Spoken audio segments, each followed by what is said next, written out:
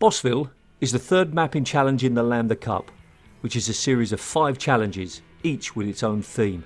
More details of the RunThinkShootLive.com Lambda Cup, as well as a link to the mod, can be found in this video's description.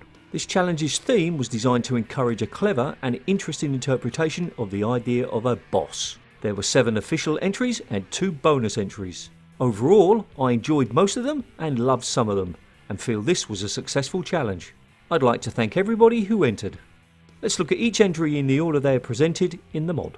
Be warned, this video review contains spoilers. Death Whisper by Jean Knapp, aka Expla. The idea of a scary boss battle is intriguing, and Jean makes a valiant attempt at it. The playing area is nicely built and well lit. Most of the time it's clear where to go and what to do, although I did get stuck for a few moments in the lift part, but that was more my stupidity than the designer's fault. Where the map is let down is the amount of time I spent actually fighting the boss. Sure, I spent a while running from it, and that can be fun, although it's worth noting that on my first playthrough I did it perfectly, but on the second I died a few times. All in all, a good idea that simply didn't have enough solid gameplay for me. My 5-word review: not enough interaction with boss. Hit Squad by Rocky B. I'm sorry to say that this really didn't seem to use the theme very well. Many areas are under detailed, and I even managed to break it on my first playthrough. Some of the enemy interactions are fun, but nothing stood out as great. I love the idea of the collaborators, and if this idea had been taken further, the boss could have been a rebel. Overall, just not focused enough for me. My 5-word review: was there even a boss? Mind Flayer by 1UpD. Holy headcrabs, Freeman! This was a great map. It had a basic premise and played around that really well. The areas allowed various gameplay styles and replayability. The switch to spooky works incredibly well, and everything seemed well planned. I did get lost on my second playthrough, and besides the very first scene, most things were well detailed. One of the most enjoyable short maps I've played in a long time. My 5-word review: an absolutely brilliant boss battle. Downtown Arena by Mark, aka Strontvlig. This map starts with a puzzle section that eventually gets you outside. You're then faced with a sniper and have to find a way to kill him. Once that's done, you get to fight 3 bosses. It sounds much harder than it was, and in all honesty, it felt more like a routine fight than a boss battle. The area you play in is really nicely built, and it allows you to move around in lots of different ways, but it's just not exciting enough. My 5-word review: competent, but not really exciting. Deviant by That's Redonkulous. Can't deny I was nervous when this first started. We've had entries that haven't been much better than the first room, but here things get better. Much better. But also more varied.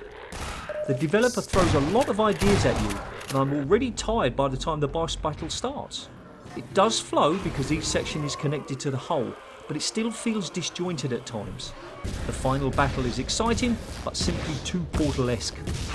My 5-word review: almost too many ideas used. Magnetism by Jason Gimber, aka Mackie.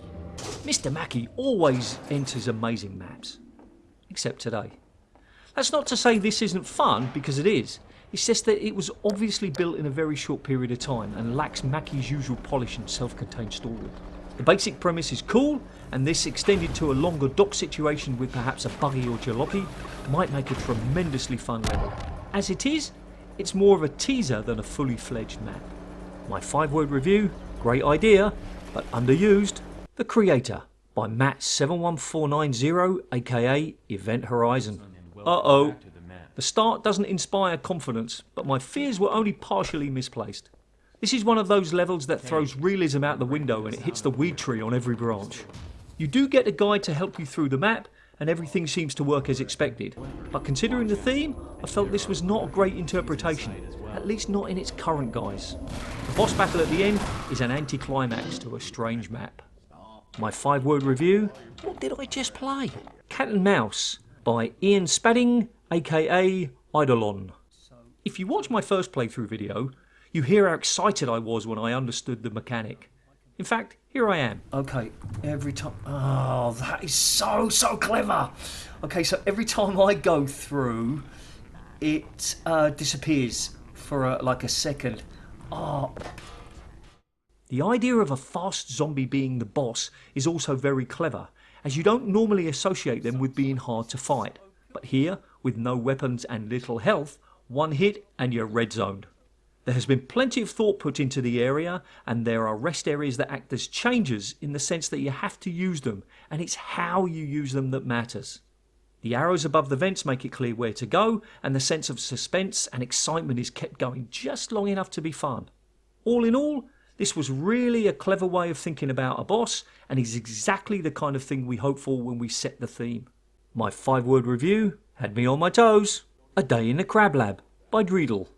It's always nice to hear voice acting in maps, as it allows more instruction and storytelling.